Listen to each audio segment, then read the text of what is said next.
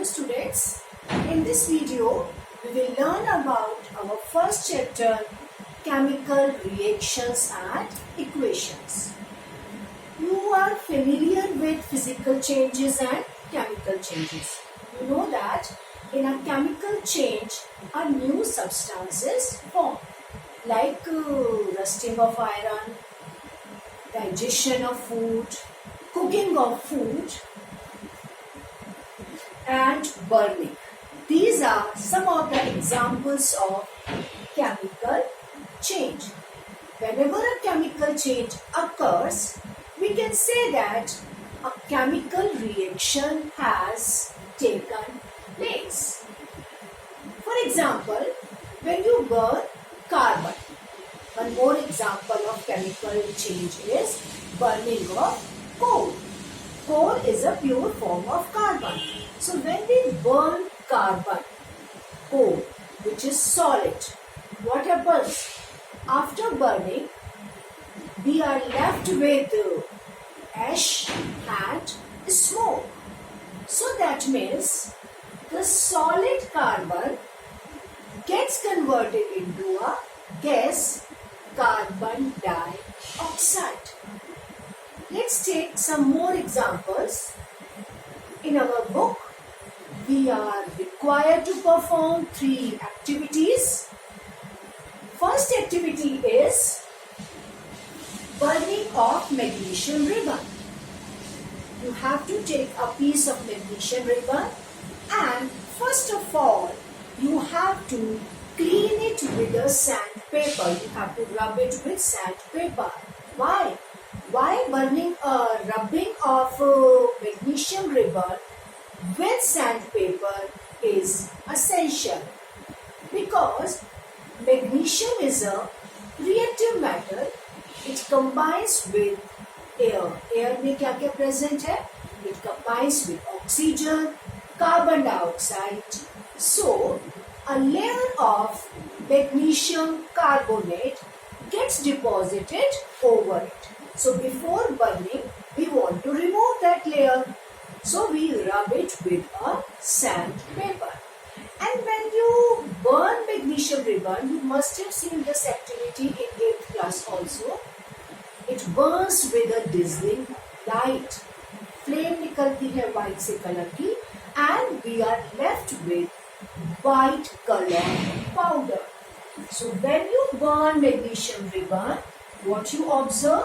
You observe light and white powder. In second activity, you are asked to add lead nitrate solution to potassium iodide solution. Lead nitrate solution is colorless.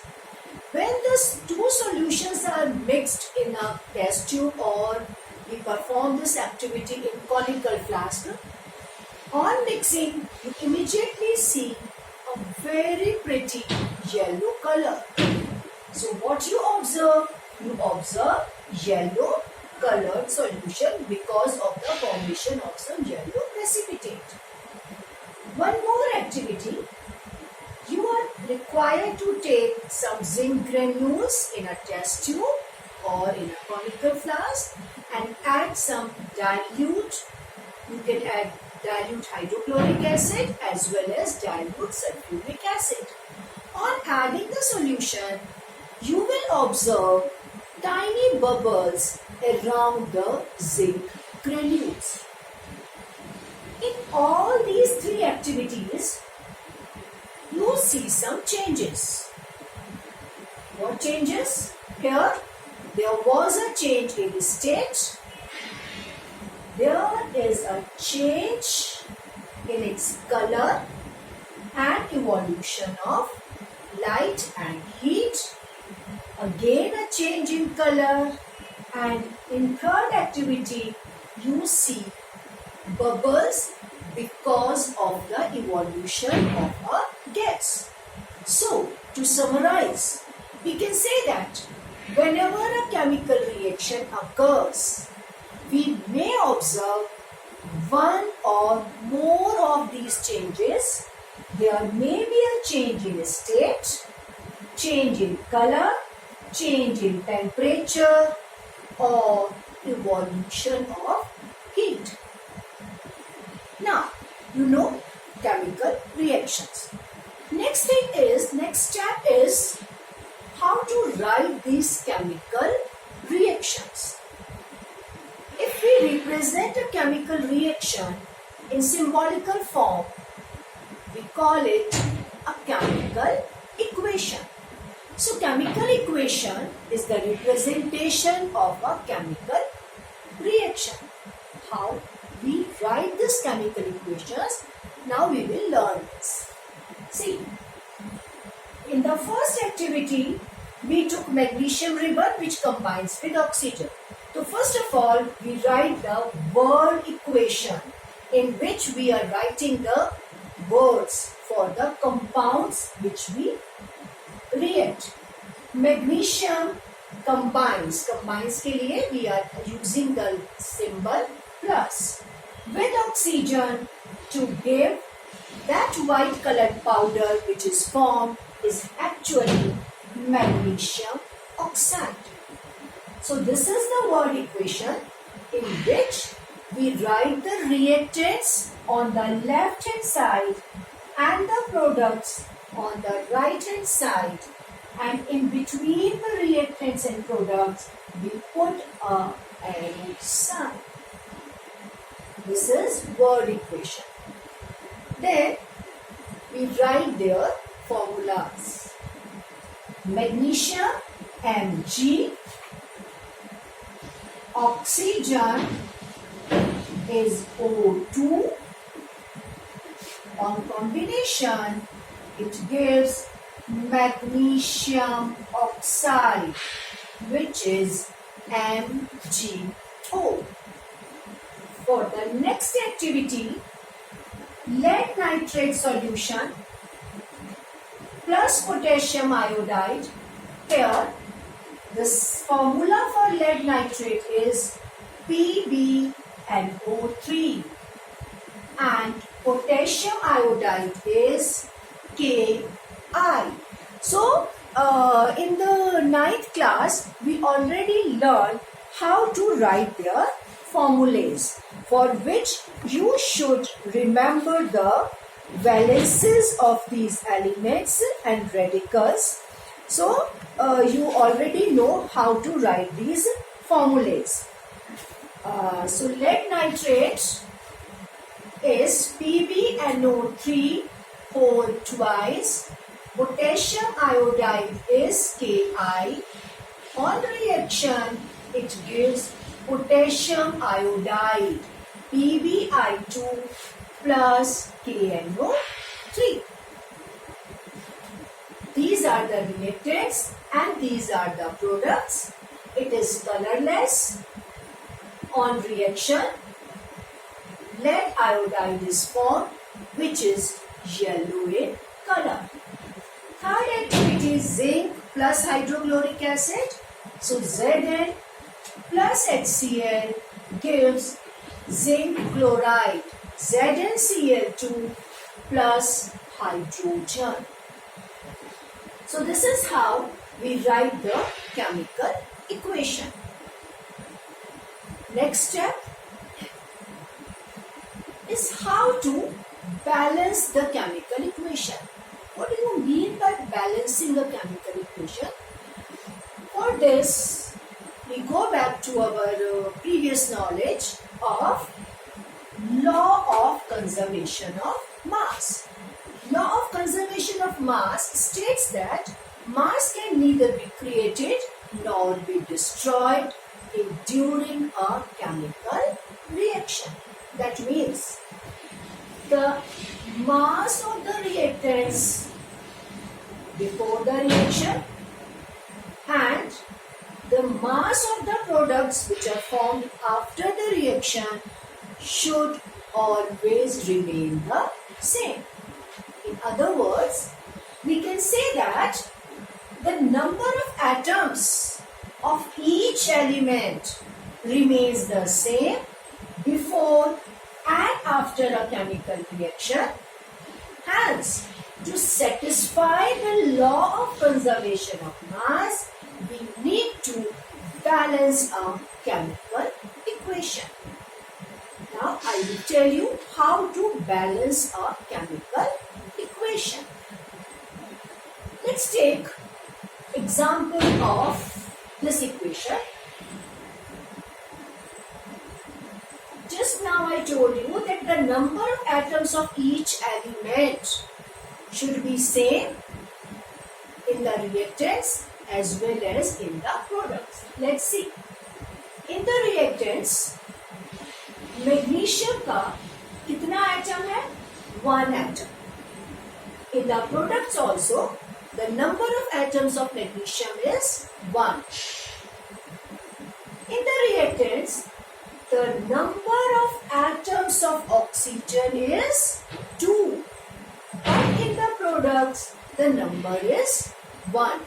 So that means the number of oxygen is not same in left hand and right hand side of this equation. Such an equation is known as skeletal chemical equation, in which the number of atoms of each element are not same on the left hand side and the right hand side. So we need to balance it. How we have to balance the equations? For this, initially you will follow these steps. First of all, you write the elements. Whatever elements are present, we write those elements. Then we write the number of atoms in the left hand side and then the number of atoms on the right hand side. If I take this equation as an example, Mg plus O2 gives MgO. So the elements are Mg and oxygen. The number of atoms on the left hand side is 1. On the right hand side is also 1. But the number of oxygen on the left hand side is 2. And here the number of oxygen on the right hand side is 1. Now we want to make this 1 2. We have to balance it. We have to make the number of atoms same on both the sides. How do we do that? Now we have to think. How many times of 1 will give you 2? Obviously 2 times of 1 is 2. So what we do, in the right hand side, above, in front of this formula, if I multiply 1 by 2, it gives you 2. So I write the number 2 before MgO. Now, by writing 2 here, the number of Mg also becomes 2. So, in the right hand side, previously number of atoms of Mg was 1, but now it has become 2. So, I need to balance this number also, because these numbers are different. Here it is 1, here it is 2. Now again, 2 times of 1 will give you 2. So I want to make it 2. For that purpose, I need to write 2 in front of Mg. Now, again check. In the left hand side, number of atoms of Mg is 2. Right hand side also, the number of atoms of Mg is 2. Left hand side, number of atoms of O is 2. Right hand side, it is also 2. Now, our equation is balanced. Clear? One more example is this one. When we take iron and that iron reacts with steam, we get ferric oxide plus hydrogen gas. So the equation is Fe plus H2O gives Fe3O4 plus H2. Now we want to balance this equation. Same method we will use. First of all, we write the elements and the number of atoms on both the sides. Fe, on the left hand side it is 1, on the right hand side it is 3. H, on the left hand side H is 2, on the right hand side number of atoms of H is 2. Next comes O. Number of atoms of O on the left hand side is 1, but the number of atoms of O in RHS is 4 as indicated here. Now we have to make the number same. From where to start? The general rule is we start with a compound having maximum number of atoms. So let me check. In this equation, which compound has maximum number of atoms? Fe3O4. This compound has maximum number of atoms. Now we have selected the compound. Next comes element. Now we have to select the element. Again the same rule. Which element has the maximum number of atoms? O. It is 4. So first of all we will try to balance O. Here the number of O is 4, but in the left hand side it is 1. So what we can do to make 1 4, I can write here 4. Let me use some other color of. Yes. So if I write here 4, it's better to use pencil. So if I write here 4, the number of atoms of O becomes 4. Previously it was 1, now it becomes 4. But one more problem is created. By writing 4 here, the number of atoms of H also changes. 2 into 4. 2 times of 4 is 8. Now H becomes 8 in the left hand side. Right? So O is balanced. Next element which we were supposed to balance is Fe. Here the number of Fe is 3. Here it is 1. 3 and 1. How to make 1 3? By multiplying by 3. So if I write here 3, the number of Fe becomes 3 on both the sides. So Fe is balanced. 3 on both the sides. O was also balanced. Now we are left with H. It is 8, it is 2. How to make 2 8? 4 times of 2 is 8. So if I write 4, it will become 8. So what I am supposed to do? I will write 4 in front of H2. Now it becomes 8. So 8 on both the sides. Now this equation is balanced. So the balanced equation is 3Fe plus 4H2 gives Fe3O4 plus 4H2. This is how we balance the chemical equations. Clear? So you also follow the same rule.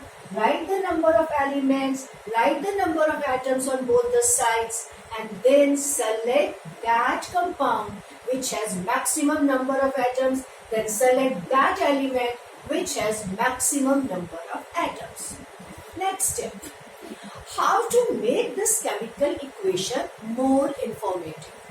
To make the chemical equation more informative, we also indicate the physical state of the reactants and the products. How? For gaseous state, we write small g, liquid state L, for aqueous solution we write AQ, for solid we write S.